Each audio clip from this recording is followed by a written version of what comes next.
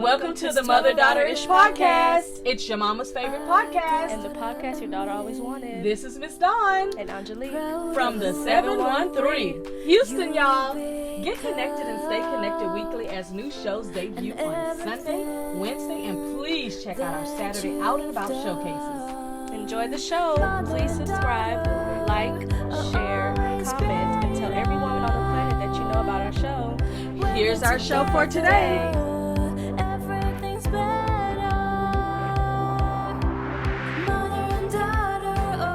Mothers and daughters, guess what? I've got a PSA for you to join us for an amazing meet and greet. Join Mothers and Daughters and the International Ladies of Purpose for a special meet and greet on May the 17th at Black Rock Coffee Bar. That is the one that's located at 7075 Highway 6 North. It's in Houston, Texas, 77095. That's on the west side of Houston. We're going to be there from 10 a.m. to 2 p.m. Come and connect with us. Come and network with us. Come and meet and greet other nonprofit leaders and for-profit business owners in various communities around Houston. Also learn more about everyone's mission, how they empower other women, how they are uplifting communities. Whether you're passionate about personal growth, professional development, or simply want to meet like-minded individuals, this is absolutely the Saturday event for you. Mark your calendars, and we'll see you there at the Black Rock Coffee Bar, located at 7075 Highway 6 North, Houston, Texas, 77095, from 10 a.m. to 2 p.m. Make sure you bring plenty of cards, plenty of postcards, plenty of flyers if you've got events coming up, plenty of everything to share with everyone that will be in attendance. I'll see you soon. Bye. Hey, mothers and daughters. This month we have been having amazing conversations outside of the pod show about things that we have gotten tips or learned different tips as a small business owner. So toward the end of the month on, I'll say before the 31st of May, I'm going to have a group of ladies.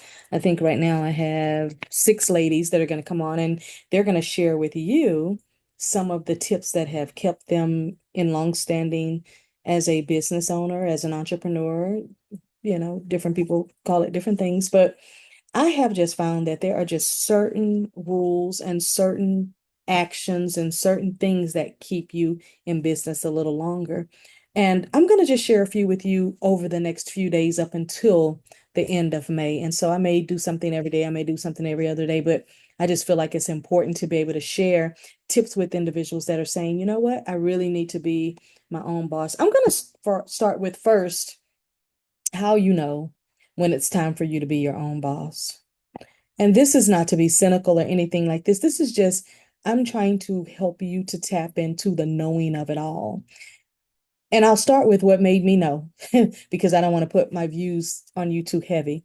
But what told me that I was supposed to be my own business owner is that I was at a great job. I had been there for quite a while. I loved it. The people, I loved them.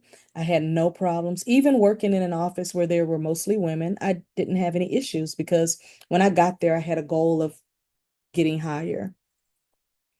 So one thing that told me is that I knew that I wanted to be home when my kids, when they were little, they're older now, but when they were little, I knew that I wanted to be home when they went to school and walked out that door and when they arrived back to the door.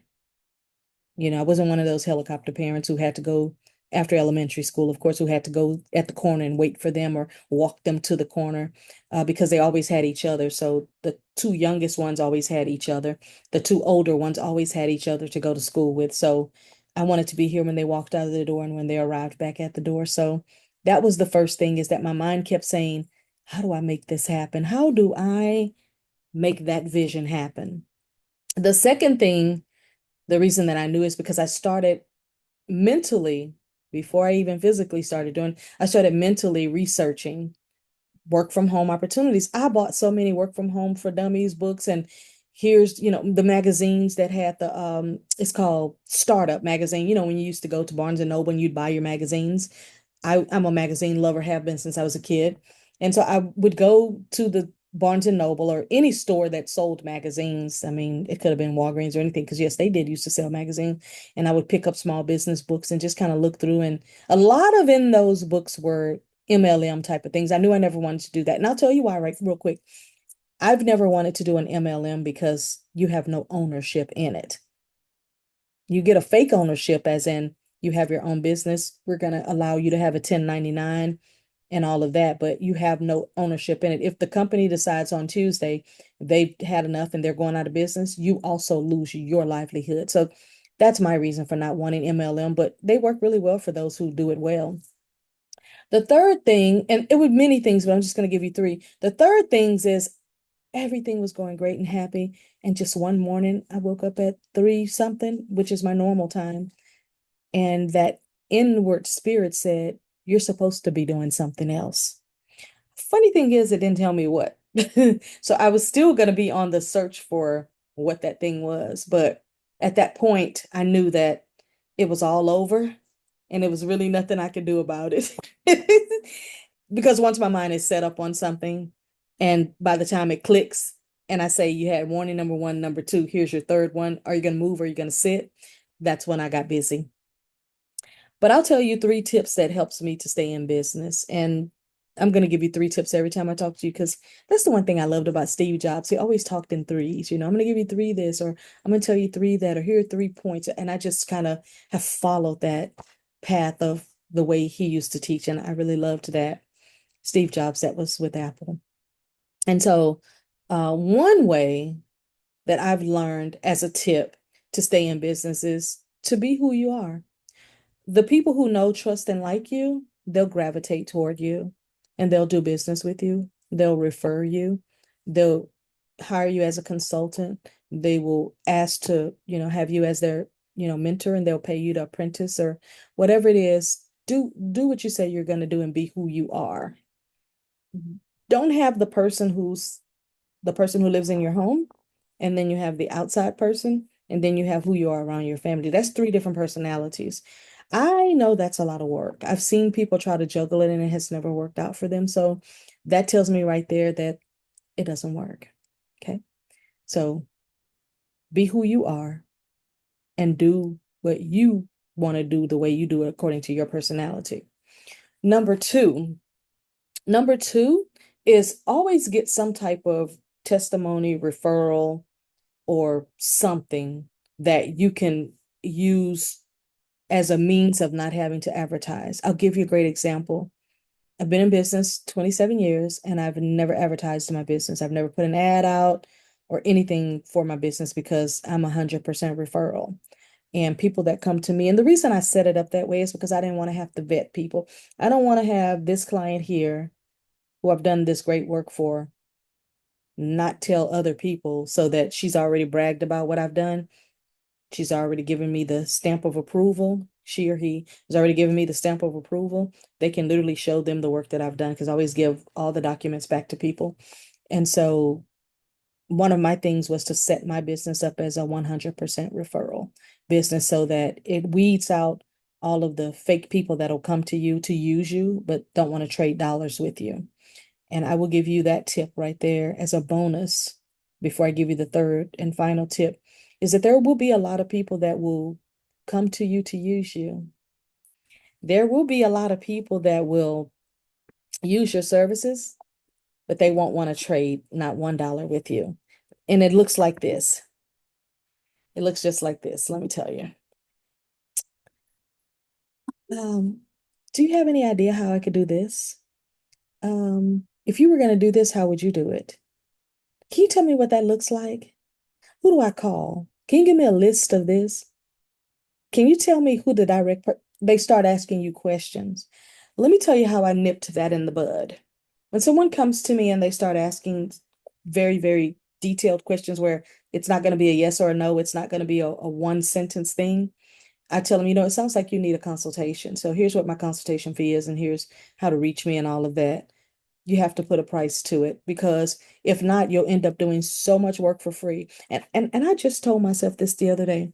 I said, Dawn, you volunteered in your life for more than, I will say more than 35 years now, since I was a kid all the way up to. And you've given away enough of your services and you've given away enough free things and you've given away enough of your time and you loved every moment of it. But at some point, you have to nip certain things in the bud so that people don't come to you as the free person.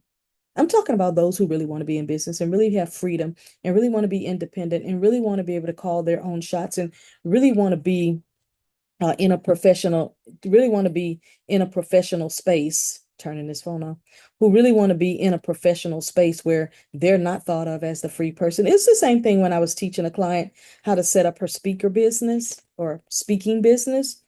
And one thing that I taught her was to not be the free person. Like she would get calls to come and speak at a church or something for an hour, and they would say, donate your time. Okay, you can do that, but not every time. She would get a call from a school and they would say, come and do this. They pay other people. Why didn't they want to pay you? So the way I nipped it in the bud is I would say, go ahead and send me your email. That way I can send you my fee schedule and you can set up your consultation. And then that's how I used to do it, you know? And so after people realize that they cannot play with you like that, then they won't even try it. But it's interesting how these things happen where you almost have to fight for your space to be that expert that they say they want. I'll give you another example before I give you the third tip. I had someone that wanted to meet with me, and this individual met with me, and everything that they needed, I offered it. In the end, I said, I'll send you a proposal. They said, okay, great. I'm looking forward to working with you because I need exactly what I need exactly what you know. I need to know what you know on a particular thing. I sent them the proposal. They didn't follow up. That's my first key.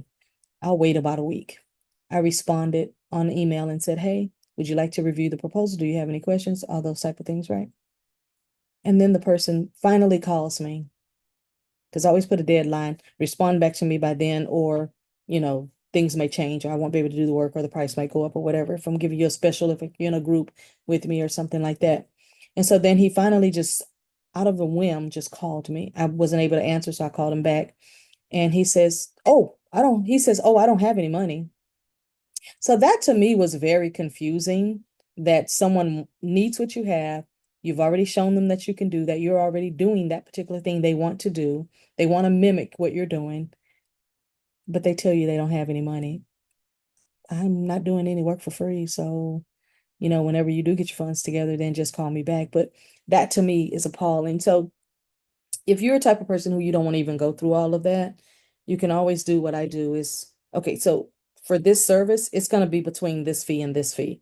That way, you don't even have to waste the time sending the proposal. You don't have to worry about following up. You don't have to worry about them because if they're not going to be able to afford it, they're never going to call you anyway. Okay, my third tip, and not my final one because I have many, many tips.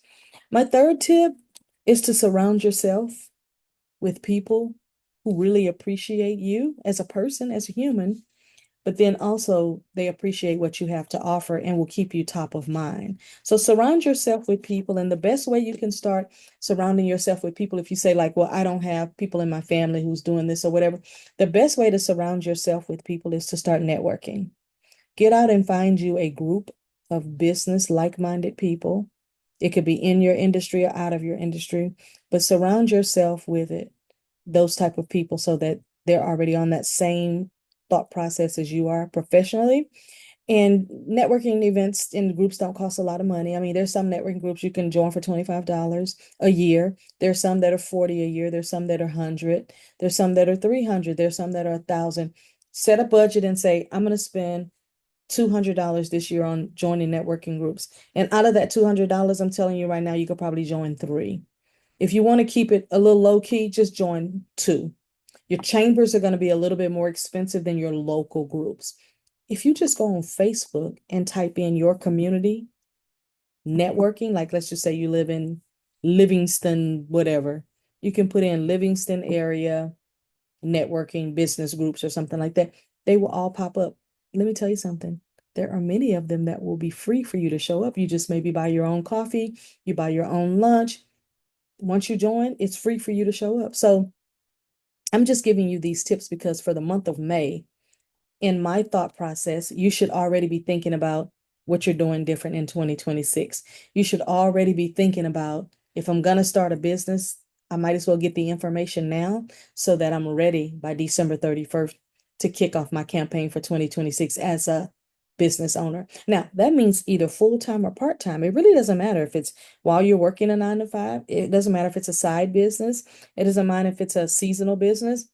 Get it together where you can be able to do that. If you're already very, very, very well known, put together a series of events where you can invite people to network or put together like a workshop or put together like a market. During the spring, there's a lot of spring markets. And I know people who put together spring markets and they charge $75 a table, and there may be 75 to 100 tables set up. And if they do that every single month, that's a side hustle right there because most spring markets are going to be on the weekend. So if you work Monday through Friday, 9 to 5, 8 to 4, whatever, on the weekend, you could do markets or you could do business expos or things like that. And again, you don't have to do these things by yourself. If you're in networking groups with other people, y'all could partner together and do these things and just start thinking a little bit more creative. I think I said to somebody 2 days ago, she said, wow, I never thought about that. I said, well, I'm just trying to show you how to think outside the box. As a matter of fact, the box should be so far away, we can't even tell there's a box in the room. And they just started laughing. I said, no, I'm so serious. Like, don't put yourself in this little category and think that you have to stick with that category. In that one category, there's multiple streams of income that can come out of that. You understand? So that's my tip for today. Those are my tips for today. And I hope that during this May series that something comes out of this that turns that light bulb on for you and lights you up and helps you on your journey with being able to figure out whatever it is you want to do. There is absolutely nothing wrong with you just wanting to be a person who works for another company or something, because everybody needs somebody to work with them, alongside them, for them, together, whatever you want to say. So there's nothing wrong with that. But I'm just thinking of how you can take those hobbies, and I want to talk more about that on the next talk, but taking those hobbies and turning them into pretty much a cash cow, if that's a word you like. So I'm going to talk about that the next time I come on here. Probably it'll be Sunday or something like that. But it'll just be a good way for you to kind of hone in on some things. And I'm going to go through a list of hobbies that you're probably already doing, or you know someone who is, and show you how that can turn into a whole entire business.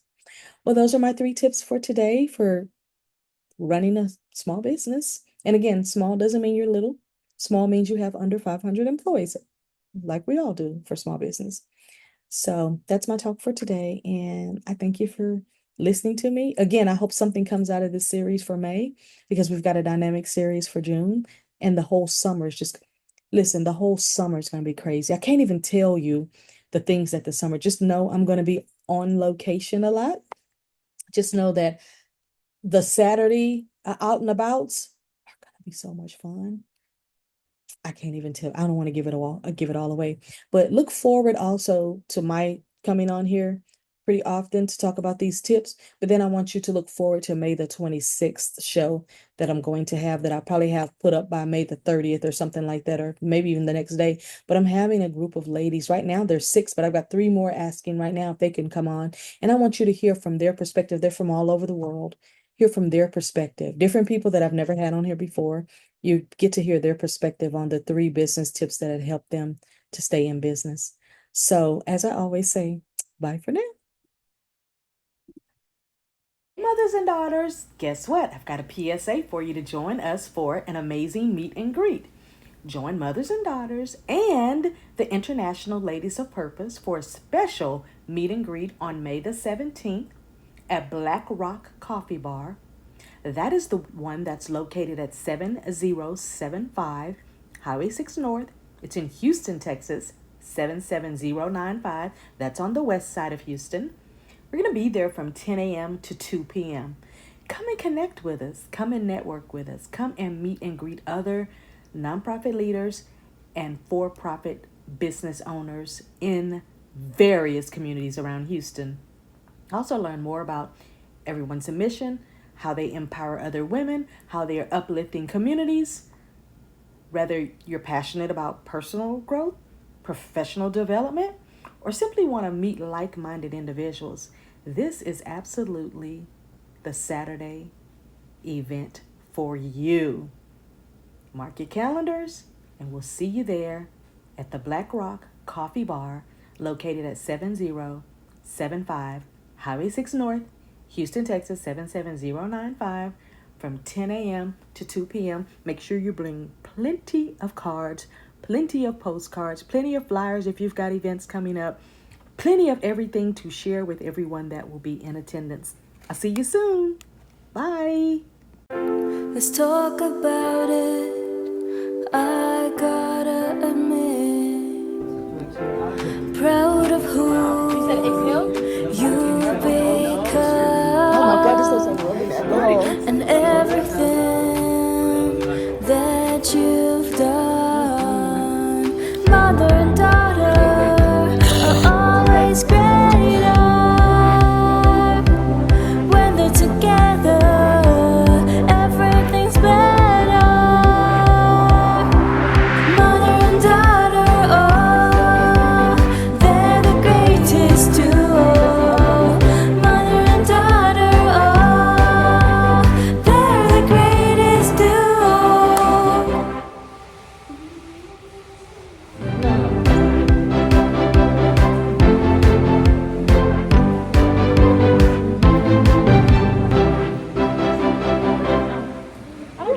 I don't get on TikTok like that. It's not on TikTok. I'm not on TikTok. That's on IG.